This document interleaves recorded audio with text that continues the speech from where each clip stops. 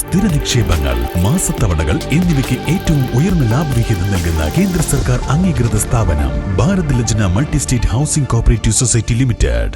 വളാഞ്ചേരിയിൽ ദളിത് യുവതിയെ ബലാത്സംഗം ചെയ്ത സംഭവത്തിൽ 3 പേർ അറസ്റ്റിൽ. വളാഞ്ചേരി പീടികപ്പടി സ്വദേശികളാണ് പിടിയിലായത്.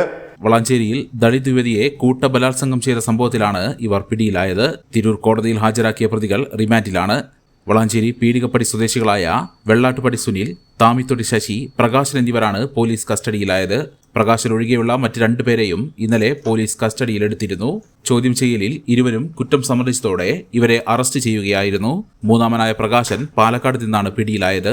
5 ദിവസം മുൻപായിരുന്നു സംസ്ഥാനത്ത് തന്നെ നടുക്കുന്ന സംഭവം ഉണ്ടായത്.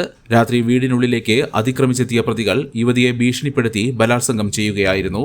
ശാരീരികവും മാനസികവുമായി പ്രയാസം നേരിട്ട യുവതി സംഭവം തന്റെ സുഹൃത്തിനോട് പറഞ്ഞു. ഈ സുഹൃത്താണ് പോലീസിനെ വിവരം അറിയിച്ചത്. തുടർന്ന് പോലീസ് എത്തി യുവതിയുടെ മൊഴിയെടുത്തു. പേരറിയില്ലെങ്കിലും 3 പേരെയും കണ്ടാൽ തിരിച്ചറിയുമെന്ന് യുവതി നേരത്തെ തന്നെ പോലീസിന് മൊഴി നൽകിയിരുന്നു. തിരൂർ ഡിവൈഎസ്പിയുടെ നേതൃത്വത്തിലുള്ള സംഘമാണ് സംഭവത്തിൽ അന്വേഷണം നടത്തുന്നത്. മദ്യലഹരിയിലായിരുന്നു അതിക്രമമെന്നാണ് വിവരം. വരും ദിവസങ്ങളിൽ മജിസ്ട്രേറ്റിന്റെ അനുമതിയോടെ തിരിച്ചറിയൽ പരേഡ് നടത്താനാണ് തീരുമാനം. അതുകൊണ്ട് തന്നെ പ്രതികളെ കാണിക്കുന്നതിൽ നിയന്ത്രണമുണ്ടെന്നും പോലീസ് അറിയിച്ചു. പിടിയിലായവർക്ക് പുറമെ മറ്റാർക്കെങ്കിലും കേസിൽ ബന്ധമുണ്ടോ എന്നും പോലീസ് പരിശോധിക്കുന്നുണ്ട്.